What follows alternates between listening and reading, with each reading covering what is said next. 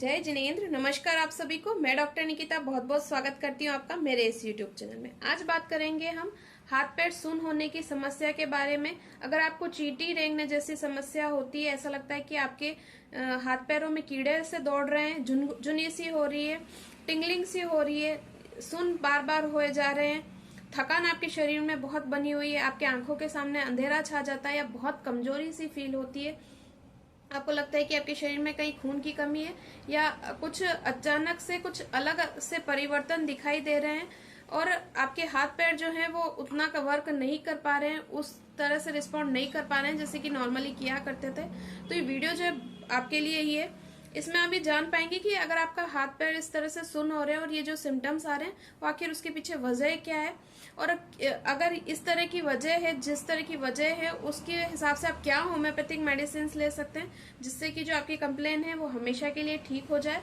साथ ही साथ आप घरेलू तौर पे क्या चीजें अपना सकते हैं, क्या खान पान में बदलाव कर सकते हैं जिससे कि आपको इस तरह की समस्या नहीं हो। विटामिन B12 की अगर आपको कमी है तो आप उसको कैसे कंप्लीट कर सकते हैं। वेजिटेरियन है तो भी, नॉन वेजिटेरियन है तो भी आपको क्या चीजें बदलनी चाहिए जिससे कि आपकी सारी समस्याएं दूर हो जाए। तो ये वीडियो जो है बहुत इन्फॉर्मेटिव है, अंत तक मेरे साथ बने रहिएगा। तो चलिए शुरू करते हैं। वीडियो को स्टार्ट करने से पहले रिक्वेस्ट है कि अगर आप मेरे चैनल पे नए हैं और पहली बार मेरा वीडियो देख रहे हैं तो चैनल को जरूर सब्सक्राइब कीजिएगा, बेल आइकन पर जरूर क्लिक कीजिएगा ताकि आगे आने वाले वीडियोस के नोटिफिकेशंस आपको इसी तरह मिलते रहे, क्योंकि मैं इसी तरह के इन्फॉर्मेटिव वीडियो लाती रहती हूँ जिसके अंदर आपको होम्योपैथिक मेडिसिन मिलेगी, होम टिप्स एंड ट्रिक्स मिलेंगे, होम रेमेडीज मिलेगी, साथ ही साथ डाइट एंड न्यूट्रिशन से आप अपनी चीजों को, अपनी प्रॉब्लम्स को कैसे ठीक कर सकते हैं इसके बारे में जानकारी मिलेगी। तो चलिए आगे बढ़ते हैं। अगर आपको हाथ पैर में झुनझुनाहट, चींटी रेंगने जैसी समस्या है हाथ पैरों में, तो उसके क्या क्या कारण हो सकते हैं, सबसे पहले इसके बारे में हम बात कर रहे हैं। अगर लीवर की कमजोरी है, आपको लीवर आपका काफी समय से अच्छे से वर्क नहीं कर रहा है, तो हो सकता है कि आपके हाथ पैरों में इस तरह की आपको समस्या दिख सकती है।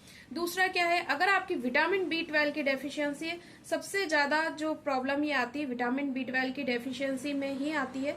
हाथ पैरों में झंझनाहट, सुन्न होने लग जाते हैं। जब हल्के फुल्के सिम्टम्स होते हैं तब इतना आपको नहीं लगता, लेकिन जब समस्या बहुत बढ़ जाती है, आप जाते हैं, आपके विटामिन B12 जब चेकअप कराया जाता है तो बोला जाता है कि आपकी विटामिन B12 की कमी है। फिर पूछा जाता है आप वेजिटेरियन है या नॉन वेजिटेरियन है, फिर कहा जाता है अच्छा आप वेजिटेरियन है, शायद इसलिए आपके विटामिन B12 की कमी हो जाती है, या अधिकतर वेजिटेरियन लोगों में ही विटामिन B12 की कमी होती है।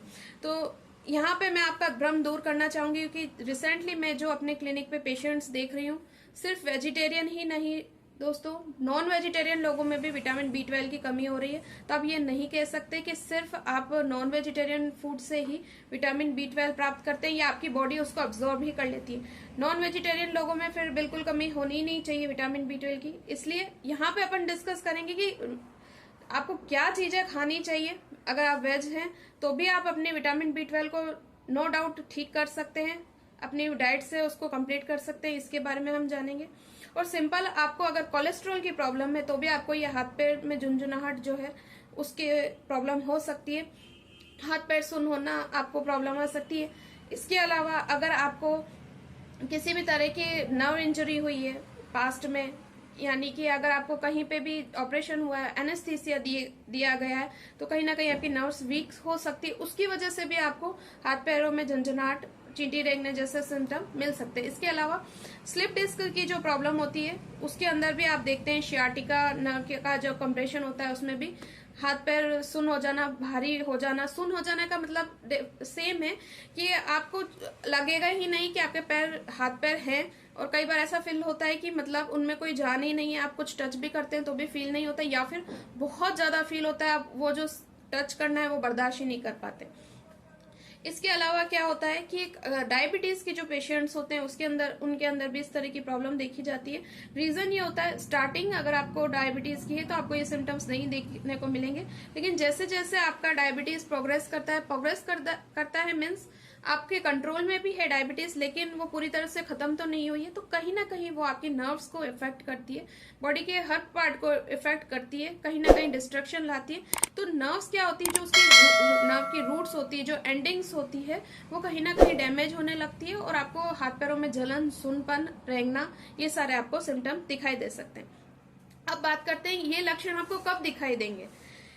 जैसे आपने सिर के नीचे बहुत देर तक हाथ रख दिया तो आपका हाथ भारी सा आपको महसूस होगा, या फिर आप नीचे बैठ गए हैं, पैरों पे आपने जोर दे के बैठ गए तो आपको ये समस्या हो सकती है। बहुत देर तक आपने हाथ ऐसे ही किसी एक कंडीशन में रख रखे तो आपको इस तरह की समस्या देखने को मिल सकती है। आपने बहुत ज्यादा ओवरवर्क कर लिया है तब भी हो सकता है कि आपको इस तरह के लक्षण दिखे। स्ट्रेस अगर आपने बहुत ज्यादा है, स्ट्रेस आप बहुत ज्यादा ले रहे हैं किसी भी वजह से, एंजाइटी स्ट्रेस जैसी कंडीशन अचानक से आई है, तो हो सकता है कि आपको सुबह उठते समय या रेस्ट करते समय भी इस तरह की झंझनाहट और चींटी रेंगने जैसे और सुन्न होने जैसे सिम्टम्स दिखें। अगर आप किसी बहुत पुरानी बीमारी से सफर कर रहे हैं या फिर आपको कोई बहुत लंबे समय तक बीमारी चली है, बहुत टाइम तक आप बीमार रहे तो भी इस तरह की समस्या हो सकती है।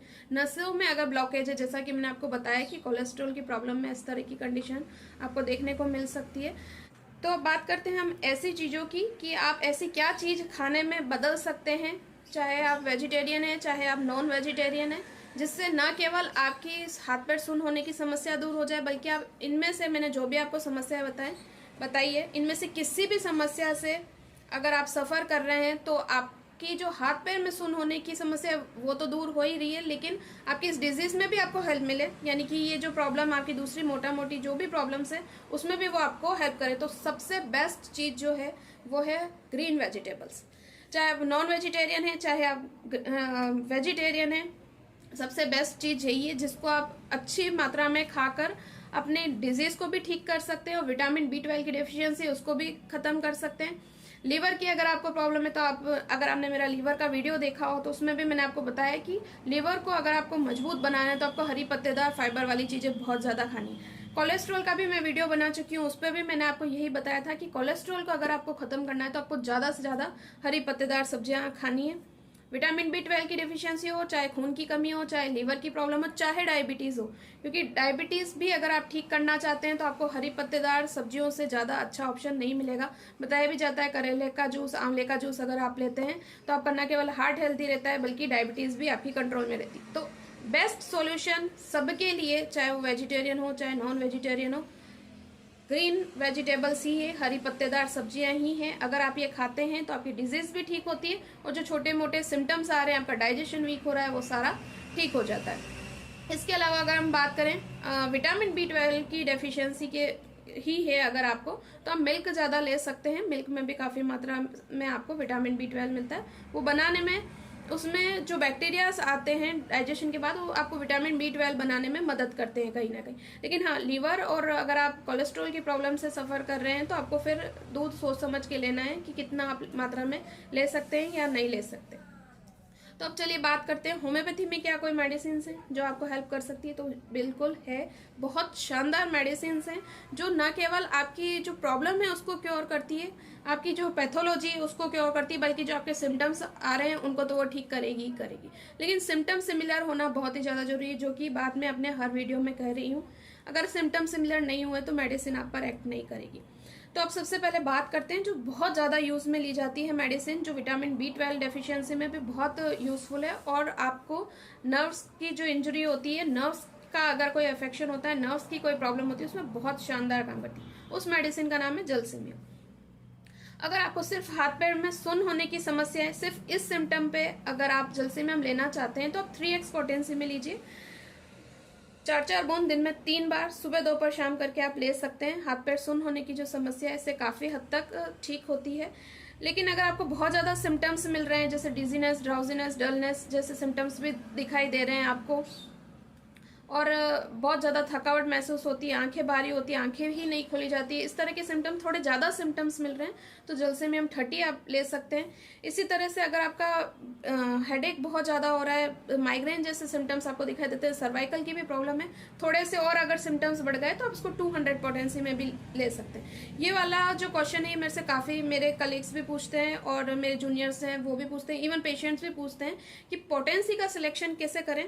तो एक मैं छोटी सी टिप देना चाहूंगी आपको कि अगर आपको बहुत कम सिम्टम्स लेते हैं, आपके पास कोई पिक्यूलर सिम्टम नहीं है, तो आप इसको लो पोटेंसी में यूज करें होम्योपैथी में। और अगर आप जब मेंटल सिम्टम लेते हैं, आपके पास कोई बहुत पिक्यूलर सिम्टम है, आपने मेडिसिन को बहुत अच्छे से पढ़ा हुआ है, बहुत डीपली पढ़ा हुआ है, तो आप हायर पोटेंसी यूज कर सकते हैं। तो चलिए अब आगे बढ़ते हैं कि आप अगर हाथ पैर सुन्न होने की जो समस्या है उसमें अगर आप और मेडिसिन लेना चाहे तो क्या ले सकते हैं। रूटा 30 और 200 पोटेंसी में बहुत यूजफुल है, बहुत अच्छा काम करती है, स्पेशली जब आपको कहीं ना कहीं मसल्स की वीकनेस है। मतलब आपके हाथ पैर सुन्न हो रहे हैं लेकिन आपको पता है कि आपकी मसल्स बहुत वीक हो रखी है, आप थोड़ा सा भी काम करते हैं तो आपकी बॉडी में बहुत ज्यादा पेन होता है, आपकी मसल्स दुखने लग जाती है। जैसे आपने आम भाषा में सुना भी हो रहा है कि मांस दुख रहा है, शरीर दुख रहा है। अगर मसल्स में पेन है और उसके साथ आपके हाथ पैर सुन्न हो रहे हैं या झंझनाहट आ रही है तो रूटा आप मेडिसिन ले सकते हैं बेशक, बहुत शानदार काम करती है। 2-2 बूंद करके 30 पोटेंसी ले रहे हैं तो दिन में 3 बार लीजिए, और अगर 200 पोटेंसी ले रहे हैं तो दिन में 2 बार सुबह शाम करके आप ले सकते हैं। नेक्स्ट जो मेडिसिन है वो एगेरिकस मस 30 पोटेंसी में आप उस कंडीशन में यूज कर सकते हैं जब आपको चिल ब्लेंस जैसी कंडीशन आती है, यानी आपके हाथ पैर जो है वो ठंडे हो जाते हैं। ठंड के मौसम में आपको ज्यादा प्रॉब्लम होती है, हाथ पैर सुन्न हो जाते हैं और ऐसा लगता है कि ठंडी सुइयां आपके शरीर में चुभ रही है, तो ये मेडिसिन 2-2 बूंद करके आप दिन में 3 बार ले सकते हैं और जो आपकी समस्या है उसको ठीक कर सकते हैं। नेक्स्ट जो मेडिसिन है उसका नाम है हाइपेरिकम 30, 200 पोटेंसी में भी आप यूज कर सकते हैं। दोनों ही पोटेंसी में बहुत शानदार काम करती है। जब आपको सुई चुभने जैसा दर्द होता है, सुई चुभने जैसा सेंसेशन होता है, आपको ऐसा लग रहा है आपके शरीर में सुइयां चुभ रही है, या फिर आपको ऑपरेशन हुआ है उसके बाद आपके हाथ पैर सुन्न होने लग गए, यानी कि जैसे कि महिलाएं होती है उनमें सिजेरियन सेक्शन के बाद अगर इस तरह के हाथ पैर सुन्न होने की समस्या और इवन शियाटिका की भी प्रॉब्लम हो रही है और आपको अभी भी ऐसा फील होता है कि जो आपकी बैक है स्पाइनल कॉर्ड में उसमें सुई जैसी चुभ रही है जैसा कि आपका ऑपरेशन के समय में हुआ था, तो अगर इस तरह की समस्या है हाइपेरिकम बहुत शानदार काम करती है, क्योंकि किसी भी तरह की नर्व इंजरी में हाइपेरिकम का बहुत शानदार रिजल्ट है। तो आप ये मेडिसिन न केवल एनेस्थीसिया के असर को खत्म करने के लिए ले सकते हैं, क्योंकि बाद में एनेस्थीसिया का कोई रोल नहीं होता, लेकिन फिर भी मैंने काफ़ी सारे मेरे पेशेंट्स ऐसे देखे हैं जो बोलते हैं कि ऑपरेशन हुए को काफ़ी टाइम हो गया, लेकिन जब बादल निकलते हैं या कोई इस तरह की टाइम आता है, बारिश का टाइम आता है, बारिश बहुत ज़्यादा हो रही होती है, तो कई बार ऐसा होता है कि वही सेंसेशन आता है जैसे नीचे का पार्ट है ही नहीं। अगर इस तरह का सेंसेशन आता है तो वहाँ पे भी हाइपेरिकम जो है बहुत अच्छा काम करती है। 30 पोटेंसी में अगर आप लेते हैं तो 2-2 बूंद करके दिन में 3 बार लीजिए। 200 पोटेंसी में आप लेते हैं तो 2-2 बूंद करके आप दिन में 2 बार ले सकते हैं और इस तरह की जो समस्या है उससे पूरी तरह से निजात पा सकते हैं। तो ये वीडियो कैसा लगा मुझे ज़रूर बताइएगा, लाइक शेयर कमेंट करना ना भूलिएगा।